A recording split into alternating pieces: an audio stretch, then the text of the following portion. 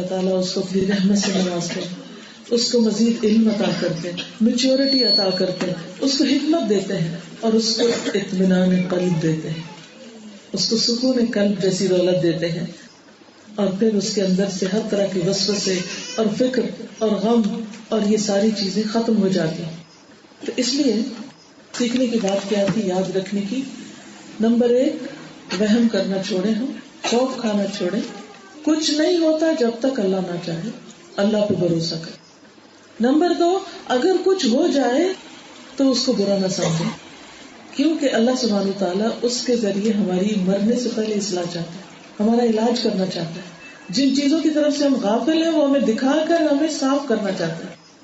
اور ہم کیا چاہتے ہیں کہ جب ہم دنیا سے جائیں تو ہم اطمینان کی حالت میں جائیں. اس لیے جب کوئی حادثہ، کوئی تکلیف، ناپسندیدہ، ناخوشگوار حالات ہوں تو ہمیں اس پر صبر سے کام لینا چاہیے اور اللہ کے فیصلوں پہ راضی ہونا چاہیے، اور راضی ہونے کے بعد انتظار کرنا چاہیے. صبر انتظار کا نام بھی ہوتا ہے، جلد بازی نہیں. یعنی جب تکلیف آ گئی اور آپ نے سمجھ لیا کہ اللہ تعالیٰ مجھے کچھ دینا چاہتا ہے، کچھ سکھانا چاہتا ہے، مجھے کسی قابل بنانا چاہتا ہے. جیسے یوسف علیہ السلام کو اللہ سبحانہ وتعالیٰ نے پورے مصر کا بادشاہ بنانا تھا، تو وہ کنعان میں رہ کے، ایک گاؤں میں رہ کے تو نہیں بن سکتے تھے نا. ان کو ان ساری مشقتوں سے گزرنا تھا، پھر جا کے وہ تاج پہننا تھا. تو یاد رکھیے کہ اللہ تعالیٰ آپ کو کچھ دینے والا ہے، کیونکہ اللہ کا وعدہ ہے. 2 دفعہ یہ بات قرآن مجید میں کہی گئی، ان مع العسر یسرا فان مع العسر یسرا. تنگی کے ساتھ آسانی بھی ہے، پھر یقیناً تنگی کے ساتھ آسانی ہے. اس لیے اس وقت کو جو آپ کا اضطراب اور بے چینی اور تکلیف میں گزرا ہے، اس کو صبر کے ساتھ گزاریے، جلدی نہ کیجیے، کیونکہ بعض اوقات جلد بازی چیزوں کو اور خراب کر دیتی. مثلا آپ کو بھوک لگی اور کھانا پک رہا ہے تو آپ کہتے ہیں بس مجھ سے نہیں برداشت ہوتا، بس جیسا ہے بس اسی طرح اتارو اور کھاتے ہیں. اب آپ کچا کھانا کھا لیتے ہیں، کیا ہوتا ہے؟ ہو سکتا ہے وقتی طور پر بھوک کا جوش جو ہے وہ ختم ہو جائے، لیکن اس کے بعد پھر کیا ہوتا ہے؟ اگر پیٹ میں درد ہو یا اور کوئی بیماری پل جائے تو یہ کس چیز کا نتیجہ ہے؟ جلد بازی کا. تو بعض اوقات کوئی بیماری آ جاتی ہے تو ہم کہتے ہیں بس جلدی سے کوئی ایسی دوا مل جائے کہ جو ہم پیئیں اور فوراً ٹھیک ہو جائے، انسٹنٹ ریلیف ملے ہمیں، یا ڈاکٹر ہمیں ابھی دیکھ لیں. ہم تو ایمرجنسی میں کھڑے ہیں، ابھی بھی نہیں دیکھ رہے. نہیں، ہر چیز کا ایک وقت ہے، اس کو ٹائم چاہیے. تو جب کوئی تکلیف آئے تو اپنے دل کو تسلی دینے کے لیے کیا کہیں کہ اب اس نے اپنے وقت پہ جانا ہے، آرام سے بیٹھو، ایک دم نہیں جا سکتا. میرے واویلا مچانے سے، میرے چیخنے چلانے سے، میری بے صبری سے، میری بے قراری سے، بے چینی سے یہ نہیں جانے والی. مجھے اب ایکسپٹ کرنا ہے اس کو، تھوڑا ٹائم لگے گا، اب آرام کرو، چپ ہو جاؤ، اپنے آپ کو خود چپ کریں، calm down, it will take some time. ایک دم کچھ نہیں ہوتا، اور جتنا ٹائم لگے گا اتنا اجر بڑھ جائے گا، ملٹی پلائی ہوتا جائے گا ریوارڈ. کیونکہ اللہ سبحانہ وتعالیٰ کے نزدیک ہر چیز کا ایک اندازہ ہے اور ایک وقت مقرر ہے. اجل مسمى، زندگی کی ایک مدت ہے، زندگی میں آنے والی مختلف حصوں کی مدت ہے، بچپن، جوانی، بڑھاپا. پھر جو بیماریاں ہیں ان کی بھی ایک مدت ہے، ان کا بھی ایک عرصہ ہے، ایک وقت ہے. پھر اسی طرح جیسے کسی کی وفات ہو جاتی ہے تو اس غم کے بھولنے کے لیے بھی ایک عرصہ لگتا ہے. جیسے بیوہ کے لیے عدت 4 مہینے 10 دن رکھی گئی، باقی وفات پر 3 دن رکھی گئی، کہ ایک شخص کو 3 دن کم از کم لگتے ہیں کسی صدمے سے نکلنے سے. تو مثلا آپ نے کوئی ایسی خبر سنی جو آپ کے دل پہ بجلی کی طرح گری تو اپنے آپ کو ماریے مت. کچھ لوگ خودکشی کر لیتے کہ میں نہیں برداشت کر سکتا. نہیں، اب آپ کہیں کہ مجھے اپنے آپ کو 3 دن دینے ہیں. مثلا آپ کے ہسبینڈ آپ سے ناراض ہو کے چلے گئے، یا بچے نے آپ کے ساتھ کوئی بہت بدتمیزی کی، تو آپ کے لیے بہت ہرٹ کا ذریعہ بنا وہ سب کچھ. Give yourself some time, at least 3 days. آپ کو کسی پہ غصہ آ گیا اور آپ ناراض ہو گئے اور بولنا چھوڑ دیا، اب اپنے آپ کو ٹائم دیں تھوڑا سا، 3 دن. اسی لیے اللہ سبحانہ وتعالیٰ کو پتا تھا کہ اگر 2 لوگوں میں ناراضگی ہوگی تو 3 دن کی مدت دے دی گئی کہ 3 دن میں اپنے آپ کو ٹھنڈا کر لو، 3 دن کے بعد تم واپس نارمل ہو جاؤ. اگر آپ غور کریں تو کائنات میں ہر چیز کے اندر اللہ نے یہ اصول رکھا ہے. مثلا آپ دیکھیں کہ پانی کو جب آپ ابالتے ہیں تو ایک دم نہیں ٹھنڈا ہو سکتا، لیکن وہ ایک دم ہر وقت ابلتا ہوا بھی نہیں رہ سکتا. اگر آپ اس کو آگ سے ہٹا دیں، اس سچویشن سے ہٹا دیں، تو تھوڑی دیر کے بعد وہ آہستہ آہستہ ٹھنڈا ہونے لگتا ہے، جیسے روز آپ کی چائے ٹھنڈی ہوتی ہے. پھر آپ کہتے 30 سیکنڈ اور گرم کر لو، پھر باتوں میں لگ جاتے، پھر 30 سیکنڈ گرم کرو، پھر پیتے، تو ختم ہی نہیں ہو پاتی. تو ہر چیز کا ایک وقت، اس کو ٹائم دیجیے. Take your time. Time is a healer, کہتے ہیں ٹائم ہیل کر دیتا ہے. تو جلد بازی نہیں، بے چینی اور بے قراری نہیں. اور دیکھیے یہ تکلیفیں تو پھر گزر جائیں گی. قبر میں کون آئے گا؟ وہاں تو کوئی دعا بھی نہیں سنی جاتی، کوئی فریاد بھی نہیں سنتا. آخرت میں کون ہوگا جب سب بے وفا ہو جائیں گے، کوئی دوست رشتہ دار بیٹا بیوی کچھ کام نہیں آئیں گے. تو ٹائم دیجیے اپنے آپ کو، جلدی نہیں کیجیے، کیونکہ ہر چیز گزر جاتی ہے. دس شیل ٹو پاس، یہ بھی گزر جائے، ہر چیز گزر جاتی. ہر دن جو آتا ہے گزر جاتا ہے، چاہے خوشیاں لے کر آئے چاہے غم لے کر آئے، نہیں رکتا. کوئی بھی تکلیف جو آئی ہے یہ بھی گزر جائے گی. کوئی بیماری آئی ہے، کوئی پریشانی آئی، گزر جائے گی، رک نہیں سکتی. کیونکہ اس دنیا میں کل من علیہا فان، ہر چیز فنا ہونے والی ہے، ہر چیز گزرنے والی ہے، ہر چیز ختم ہو جانے والی ہے. اب گزارے کیسے؟ وہ ٹھیک ہے یہ سمجھ آ گیا کہ گزر جائے گی، لیکن اب کیا کریں؟ کیسے گزارے اس وقت کو؟ بہت گھبراہٹ ہو رہی، وہ گزر نہیں رہا. کہتے ہیں نا الانتظار اشد من الموت، انتظار تو موت سے بھی زیادہ سخت ہے. یعنی سب سے مشکل وقت انتظار کا ہے. وہ چاہے خوشی کا ہو تب بھی مشکل ہوتا ہے کاٹنا، تو غم کا تو اور زیادہ کاٹنا مشکل ہے. اس وقت میں پھر اللہ کی طرف رجوع کیجیے، دعائیں پڑھیے. اللہم لا سہل الا ما جعلتہ سہلا، اللہ کچھ آسان نہیں مگر جس کو تو آسان کر دے. وانت تجعل الحزن سہلا اذا شئت، اور تو مشکل کو آسان کرے گا جب تو چاہے گا. تو چاہے تو آسان ہو جائے گی، چاہے وہ ہے یا گزر گئی. تو اللہ کی طرف رجوع کریں، مسلسل دعا کریں، استغفار پڑھیں. استغفار سے ساری تکلیفیں دور ہو جاتی. درود شریف پڑھیں، آیت کریمہ پڑھیں.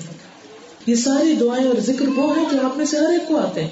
لیکن افسوس یہ کہ شیطان اس وقت ہمیں بلوا دیتا ہے، ہمیں کلمہ بھول جاتا ہے، ہمیں آیت کریمہ بھول جاتا ہے.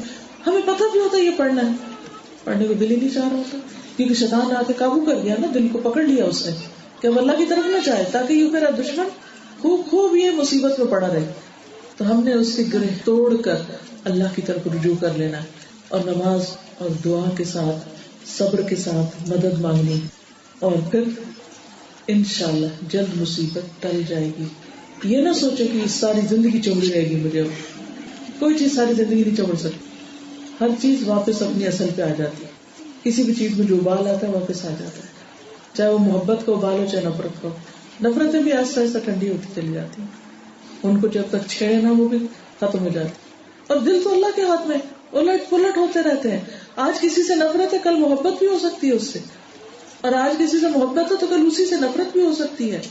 اور عربی میں کسی نے کہا تھا نا، ایک شاعر کا شعر ہے یا قول ہے، احبب حبیبک ہونا ما عسى ان يكون بغيضک یوما ما. اپنے دوست کو ہلکا ہلکا چاہو، بہت زیادہ محبت کا اظہار نہ کرو. ہو سکتا ہے کسی دن تم مجھ سے نفرت کرنے لگے، کہ ہو سکتا ہے کسی دن تم مجھ سے بغیض بن جاؤ، دشمن بن جاؤ. اور پھر ابغض بغیضک ہونا ما، اپنے دشمن سے ہلکا بغض رکھو، ایک اعتدال میں رکھو. عسى ان يكون حبیبک یوما ما، ہو سکتا ہے کسی دن وہ تمہارا محبوب بن جائے، اور پھر تم ریگریٹ کرو کہ میں نے اس کے ساتھ کیوں نفرت رکھی. تو دل پھرتے رہتے ہیں. اس لیے محبت اور نفرت میں بھی اعتدال، دوستی اور دشمنی میں بھی اعتدال، اور اس بات پر اطمینان کہ کوئی چیز ہمیشہ کے لیے نہیں ہے، یہ گزر ہی جائے گی. عربی کا ایک شعر ہے، وَلَا هَمٌّ إِلَّا سَوْفَ يُفْتَحُ قُفْلُهُ وَلَا حَالٌ إِلَّا لِلْفَتَى بَعْدَهَا حَالٌ، اور ہر غم کا عنقریب تالا کھلنے والا ہے. چابی کھو بھی جائے تو کسی نہ کسی تالا کھل ہی جاتا، توڑ کے چاہے کھولے. اس وقت ہم بے قرار ہو جاتے ہیں کہ کیسے کھلے گا، لیکن کھل ہی جاتا ہے نا. اور نوجوان کے لیے ہر آنے والی مصیبت کی گرہ کھلنے والی، ایک حال کے بعد ایک دوسرا حال آنے ہی والا ہے. اور آپ دیکھیے کہ نہ صرف یہ کہ عام انسان، بلکہ نبی صلی اللہ علیہ وسلم پر جب تکلیفیں بہت زیادہ ہو گئی تھی تو اللہ سبحانہ وتعالیٰ نے ان کو تسلی دی کہ آپ گھبرائے نہیں اور ان پر صبر سے کام لے. فرمایا وَإِن كَانَ كَبُرَ عَلَيْكَ إِعْرَاضُهُمْ فإن استطعت أن تبتغي نفقا في الأرض أو سلما في السماء فتأتيهم بآية ولو شاء الله لجمعهم على الهدى فلا تكونن من الجاهلين. اگر تجھ پر ان کا منہ پھیرنا بھاری گزرا ہے، یعنی لوگ تمہاری بات نہیں سنتے، جیسے آپ صلی اللہ علیہ وسلم سے زیادہ اٹریکٹیو اور بہترین شخصیت کس کی تھی، لیکن اس کے باوجود آپ کے دشمن آپ کی بات نہیں مانتے تھے، لا الہ الا اللہ نہیں پڑھتے تھے، تو فرمایا کہ اگر ان کا منہ پھیرنا تم پہ بھاری ہے، دل بوجھل ہوتا ہے، تو اگر تو کر سکے کہ زمین میں کوئی سرنگ یا آسمان میں کوئی سیڑھی ڈھونڈ نکالے، پھر ان کے پاس کوئی نشانی لے آئے تو لے آ. یعنی اللہ سبحانہ تعالیٰ اگر نہیں کوئی نشانی اتار رہے، نشانی نہیں اتر رہی، تو خود کوشش کر کے دیکھ لو. یعنی غم تو اسی وقت آسان ہوگا جب اللہ چاہے گا، مشکل اس وقت جائے گی جب اللہ چاہے گا. اور اگر اس مشکل کو برداشت کرنا بہت بھاری ہو رہا ہے تو پھر آپ کوئی اور راستہ نکال کے دیکھیں، لیکن کوئی اور راستہ ہے ہی نہیں. اور اگر اللہ چاہتا تو یقیناً انہیں ہدایت پہ جمع کر دیتا، یعنی تمہارے سارے مخالف اور نان مسلمز تم پر ایمان لے آتے. بس تم جاہلوں میں سے ہرگز نہ ہونا، یعنی لا علم لوگوں کی طرح بہیو نہ کرنا، کیونکہ جو شخص علم رکھتا ہے، جو شخص حکمت رکھتا ہے، اس کا رویہ جاہل کی طرح کا نہیں ہوتا. اللہ سبحانہ وتعالیٰ رسول اللہ صلی اللہ علیہ وسلم کو تسلی دیتے ہوئے فرماتے ہیں کہ ان کی مخالفت سے مت گھبراؤ. وَلَقَدْ كُذِّبَتْ رُسُلٌ مِّن قَبْلِكَ، آپ سے پہلے رسول بھی جھٹلائے گئے، ان کی بھی لوگوں نے بات نہیں مانی تھی. کبھی ایسا تھا نا کہ آپ کی بات کوئی نہیں مانتا، آپ حالانکہ بالکل حق پر ہوتے ہیں، صحیح بات کر رہے ہوتے ہیں، لیکن وہ آپ کو جھٹلا دیتا ہے، آپ کو جھوٹا قرار دیتا ہے. فرمایا کہ آپ سے پہلے بھی کئی رسول جھوٹے قرار دیے گئے، ان پہ جھوٹا ہونے کا الزام لگا. کبھی زندگی میں آپ پر بھی جھوٹا ہونے کا الزام لگ جائے تو ضروری نہیں کہ آپ جھوٹے ہی ہوں. اس وقت کیا سوچیں کہ یہ تو پیغمبروں پر بھی الزام لگا تھا، تو اگر مجھے کسی نے ایسا کہہ دیا تو کیا ہوا؟ پیغمبروں نے کیا کیا جب ان پہ ایسا الزام لگا؟ فصبروا، صبر کیا، انتظار کیا. کس پر؟ علی ما کذبوا، اس بات پر جس کو وہ جھٹلائے گئے تھے. کہ آخر میں پھر انجام کس کا بہتر ہوا؟ اب دیکھیے کہ نوح علیہ السلام بچا لیے گئے، ہود علیہ السلام بچا لیے گئے، صالح علیہ السلام بچا لیے گئے، لوط علیہ السلام بچا لیے گئے، شعیب علیہ السلام بچا لیے گئے. محمد رسول اللہ صلی اللہ علیہ وسلم پر جو الزام لگا آپ کو بچا لیا گیا، اور آپ اپنے مشن میں کامیاب ہوئے اور حق غالب آیا، مکہ فتح ہوا. وَقُلْ جَاءَ الْحَقُّ وَزَهَقَ الْبَاطِلُ، باطل چلا گیا. إِنَّ الْبَاطِلَ كَانَ زَهُوقًا، باطل تو جانے ہی والا ہے. جھوٹی باتیں، جھوٹے الزامات. حضرت عائشہ پر کیسے الزام لگا، اور پورا مدینہ جو تھا وہ ایک طرح سے زلزلے کی زد میں آ گیا، باتوں کے زلزلے میں، کہ ہر شخص پریشان تھا. لیکن کیا ہوا؟ اللہ سبحانہ وتعالیٰ نے آسمان سے آیات اتار دی حضرت عائشہ رضی اللہ تعالیٰ عنہ کے دفاع میں، تو وہ چلا گیا، معاملہ ختم ہو گیا. سچ ہمیشہ غالب آتا ہے، لیکن کچھ دیر لگتی. شروع میں لوگ آپ کو نہیں مانتے، وہ آپ کو غلط سمجھتے ہیں، کوئی بات نہیں، آپ اطمینان کے ساتھ اپنے حق پر، جس کو آپ کا ضمیر کہتا ہے یہ صحیح ہے، جس کو آپ کا دین کہتا ہے کہ یہ صحیح رویہ، یہ صحیح طریقہ ہے، اس پر جمے رہیں. فرمایا پچھلے رسولوں نے صبر کیا، اپنے کام پر جم کر رہے. وہ اوذو، اور وہ اذیت دیے گئے، جسمانی تکلیفیں دیے گئے. حتی اتاہم نصرنا، یہاں تک کہ ان کے پاس ہماری مدد آ گئی. ولا مبدل لکلمات اللہ، اور اللہ کے کلمات کو بدلنے والا کوئی نہیں. یہ اللہ کا طریقہ ایسے ہی ہو کر رہتا ہے. وَلَقَدْ جَاءَكَ مِن نَّبَإِ الْمُرْسَلِينَ، اور آپ کے پاس رسولوں کی خبریں پہنچ چکی ہیں. ہم نے پچھلے انبیاء کے واقعات اور حالات اور قصے آپ کو بتا دیے ہیں تاکہ وہ آپ کے لیے صبر کا ذریعہ بنے.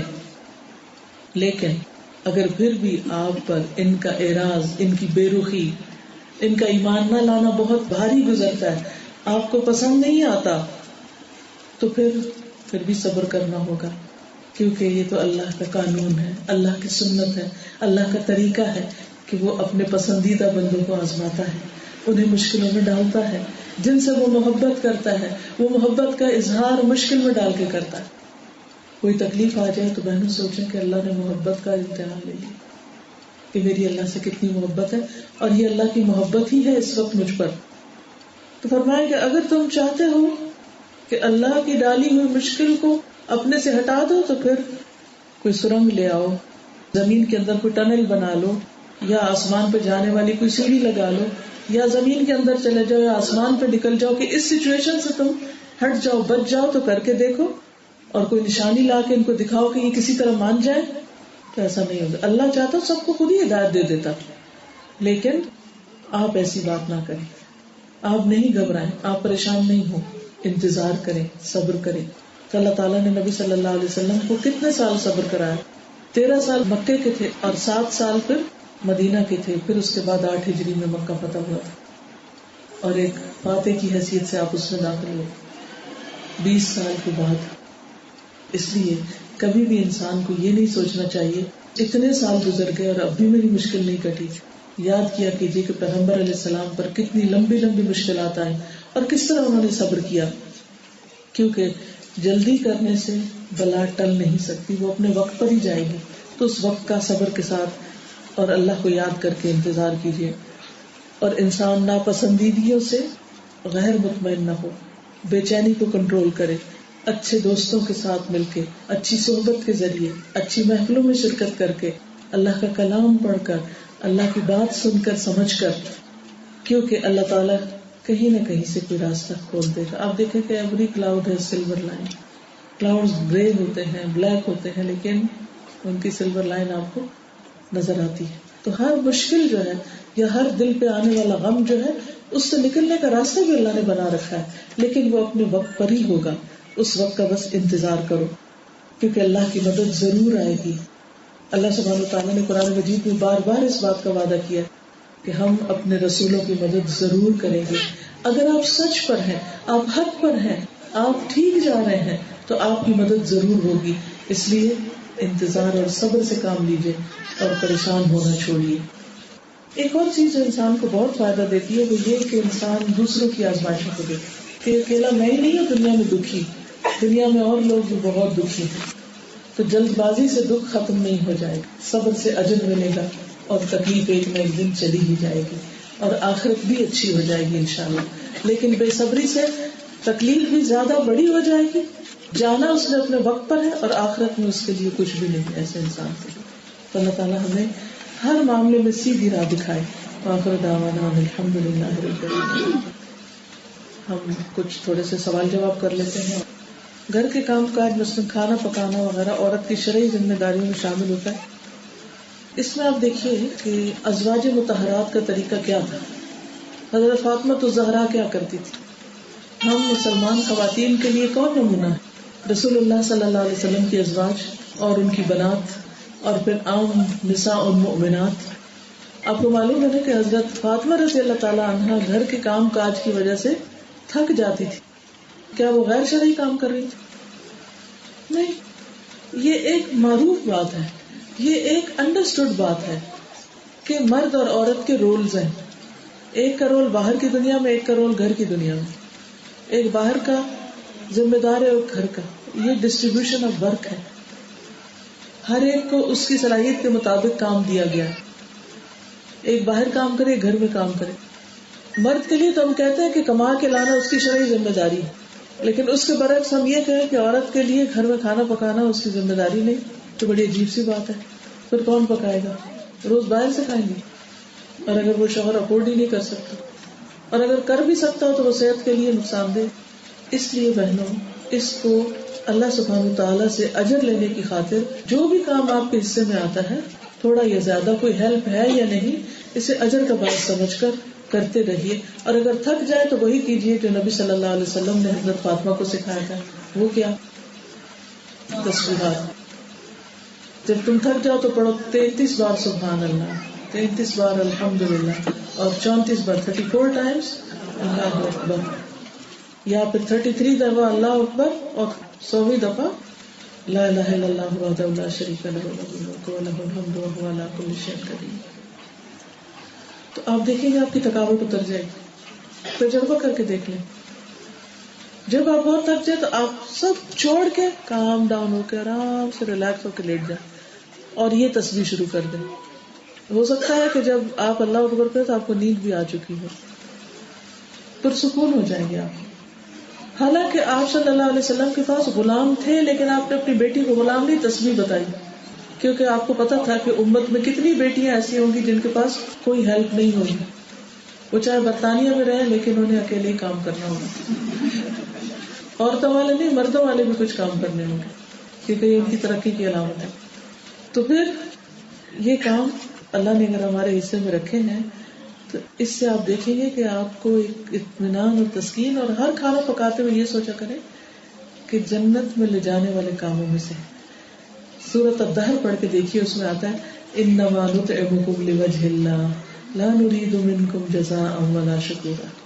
ہم تمہیں اللہ کی خاطر کھلاتے ہیں، ہم تم سے کسی طرح کا کوئی بدلہ اور شکریہ بھی نہیں چاہتے، کوئی اپریسیشن بھی نہیں چاہتے. تو اس کا جواب پتہ کیا؟ فوقاہم اللہ شر ذلک اليوم ولقاہم نضرۃ وسرورا.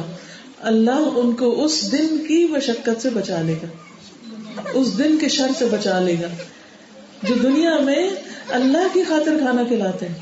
اور اس میں یہ نہیں کہا گیا کہ گھر والوں کو کھلانے کا کوئی ثواب نہیں.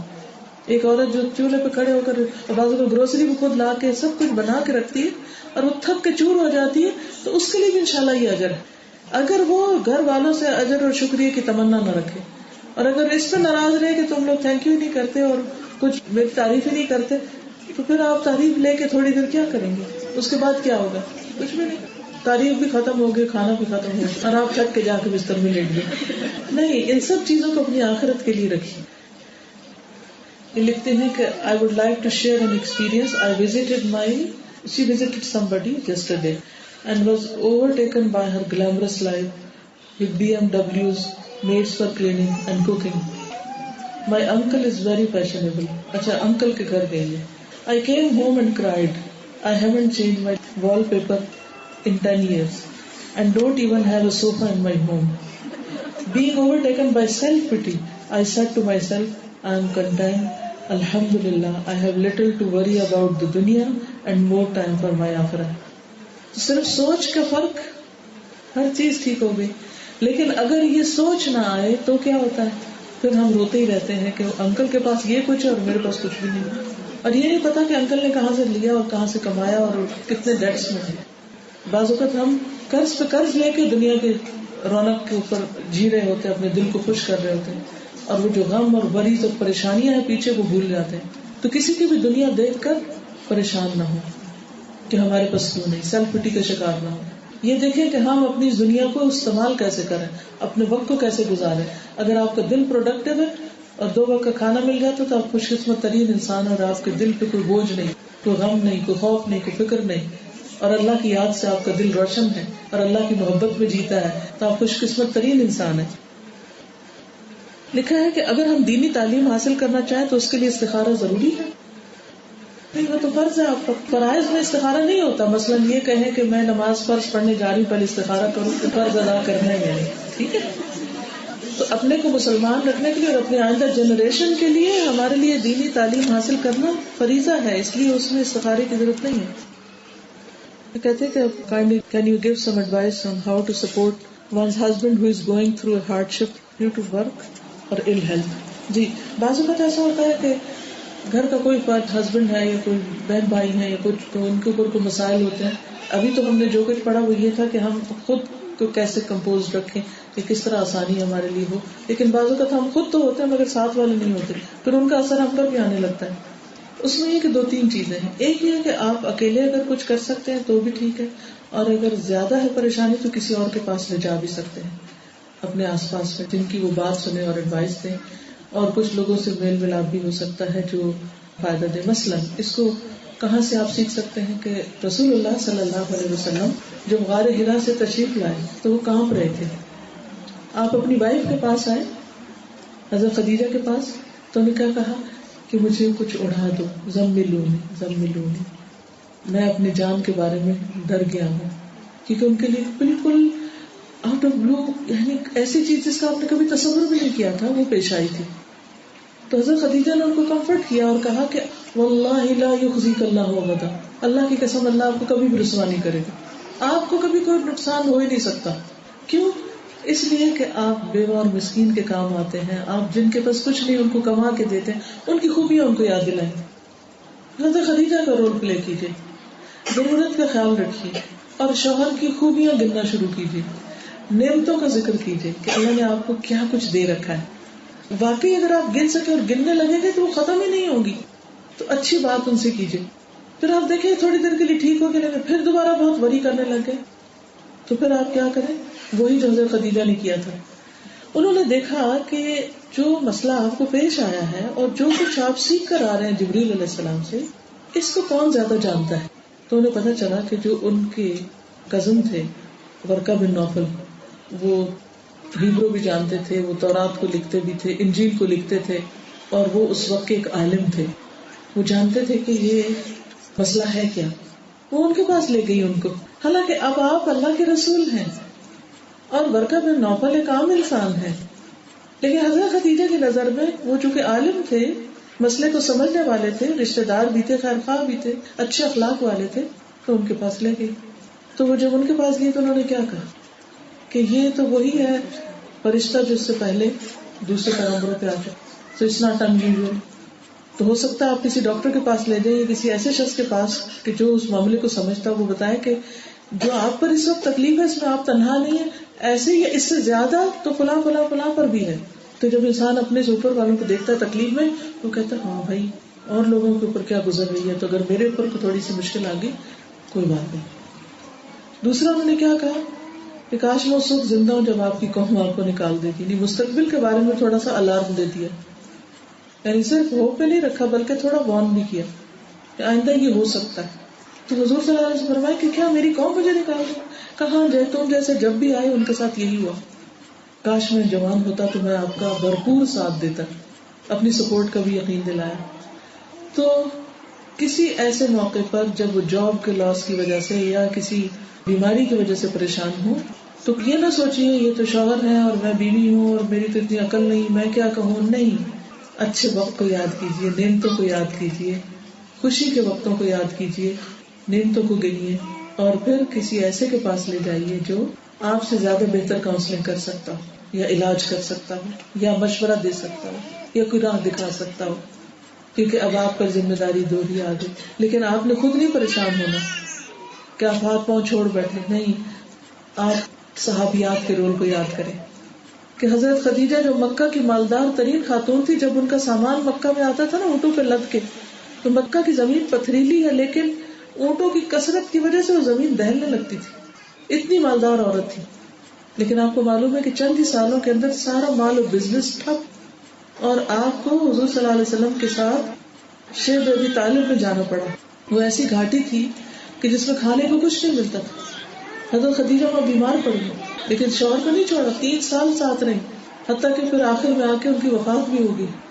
تو ایک اچھی بیوی بنیے، شوہر کے لیے مددگار، اور اس کی فرسٹریشن اور اس کی تنگی اور تکلیف میں صرف اس کو بلیم نہ کیجیے کہ تم تو ہو ہی نکمے اور تمہیں تو کچھ آتا نہیں. اور وہ بھول جاتے ہیں ہم وہ وقت جب وہ سب کچھ کر رہا تھا ہمارے لیے، اس پر ہمیں شکر گزار ہونا چاہیے. ٹھیک ہے. بعض خواتین اذان کے وقت یا تلاوت کے وقت سر پر دوپٹہ رکھ لیتی ہیں، ویسے روزمرہ زندگی میں سر ڈھانپنے کا اہتمام نہیں کرتی. کیا اذان تلاوت کے وقت دوپٹہ رکھنا ٹھیک ہے؟ غلط تو نہیں ہے، لیکن صرف اس وقت نہیں رکھے، باقی وقت میں بھی رکھے. اب سوال یہ پیدا کیوں رکھے؟ کیونکہ اللہ کا حکم ہے. اب آپ کہیں کہاں لکھا ہوا ہے؟ قرآن میں لکھا ہوا ہے. کس جگہ لکھا ہوا ہے؟ سورۃ الاحزاب میں لکھا ہوا ہے. کون سی آیت ہے؟ 59 آیت ہے. پڑھ کے دیکھ لیجئے گا جا کے گھر. یا ایھا النبی قل لازواجک وبناتک ونساء المؤمنین، اے نبی صلی اللہ علیہ وسلم اپنی بیویوں، بیٹیوں اور مومن عورتوں سے کہیے، ساری مومن عورتوں سے، یدنین علیہن من جلابیبہن، اپنے چادریں اپنے اوپر سے لٹکا لیں. یعنی بڑی چادر گھر سے نکلنے وقت. اب یہ کہ ظاہر ہے کہ یہاں اگر آپ چادر لیں گے تو یہاں کے موسم میں وہ اڑ جائے گی یا وہ پردے کا مقصد نہیں پورا کرے گی، یا سردی کا موسم تو اس کو سی لیجیے، باندھ لیجیے، لیکن گھر کے کپڑوں میں نہیں نکلیے، کچھ اوڑھ کے نکلیے اوپر سے، کیونکہ اللہ نے آپ کی حفاظت کی ہے، آپ کی بیوٹی کی حفاظت کی. آپ پریشیس ہیں. اللہ تعالیٰ خود بھی اپنے آپ کو کسی کو نہیں دکھاتے، وہ چاہتے ہیں کہ اس کی مومن بندیاں بھی اپنے آپ کو چھپا کے رکھیں. ہم جانتے ہیں کہ رازق اللہ ہے، مگر پھر بھی پیسہ سیو کرنے کی شدید خواہش ہوتی کہ فیوچر میں کام آئے گا. اگر اس سوچ کو کیسے ٹھیک کریں؟ کیا ہم پیسہ سیو کر سکتے؟ بالکل سیونگ کر سکتے، کیوں نہیں. اس میں آپ دیکھیے کہ اپنی ذات پہ خرچ کیجیے، بچوں پہ کیجیے، صدقہ کیجیے فی سبیل اللہ، اور اس کے ساتھ ساتھ کچھ سیونگ بھی کیجیے. یہ نہیں کہا گیا کہ سب کچھ ہی خرچ کر کے رکھ دو، کچھ سیونگ رکھنی چاہیے. نبی صلی اللہ علیہ وسلم نے فرمایا تم اپنی اولاد کے لیے کچھ چھوڑ کر مرو، اس سے بہتر ہے کہ بالکل فقیر چھوڑو اور وہ لوگوں کے آگے ہاتھ پھیلاتے رہیں.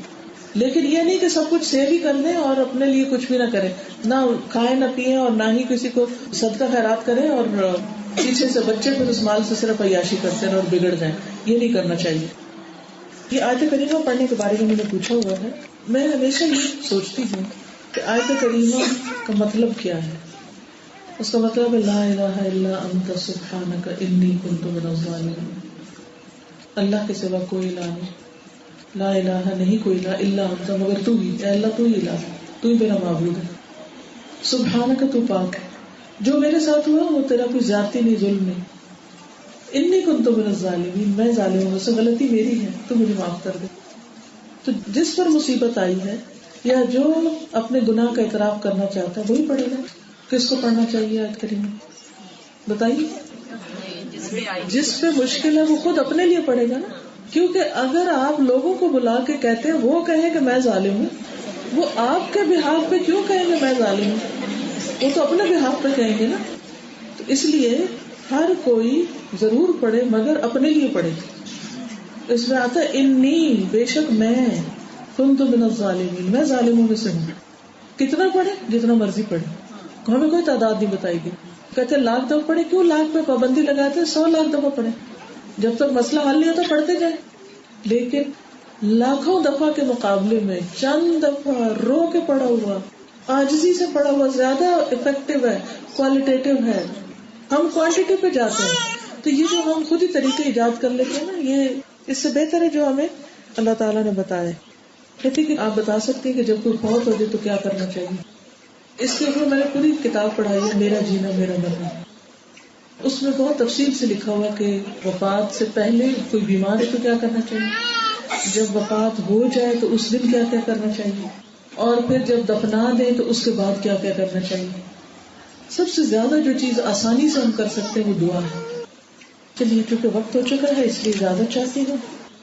سبحانک اللہم و بحمدک، اشہد ان لا الہ الا انت، استغفرک و اتوب الیک. اللہ تعالیٰ جو کچھ ہم نے سیکھا ہے پڑھا ہے ہمیں عمل کی توفیق دے. جو بات آپ کو پسند آئی ہو یا رب تو ہمیں معاف کر دے، اور جو صحیح باتیں ہماری زبان سے نکلی ہیں وہ ہمارے سمجھ میں اتار دے اور ہمیں عمل کی توفیق عطا فرما. ہمارے بچوں کو ہدایت دے، بیماروں کو صحت دے، دکھی لوگوں کے دکھ دور فرما. اس مسجد والوں کو بہترین جزائے خیر عطا فرما کہ انہوں نے اپنا ہال ہمیں دیا ہے اور نیکی کے کام کا موقع دیا. آپ سب آنے والوں کو اللہ بہترین جزائے خیر دے کہ جو اپنا وقت اور گھر بار چھوڑ کر اس وقت اس مجلس میں حاضر ہوئے اور اس کی رونق کو دوبالا کیا، اور جنہوں نے انتظام کیا اللہ تعالیٰ ان کو اس کی بہترین جزا عطا فرمائے اور ہم سب سے اس چھوٹی سی کوشش کو قبول فرمائے. ربنا تقبل منا انك انت السميع العليم وتب علينا انك انت التواب الرحيم. وصلى الله تعالى على خير خلقه محمد وعلى آله وأصحابه وأهل بيته أجمعين برحمتك يا أرحم الراحمين. إلهي آمين.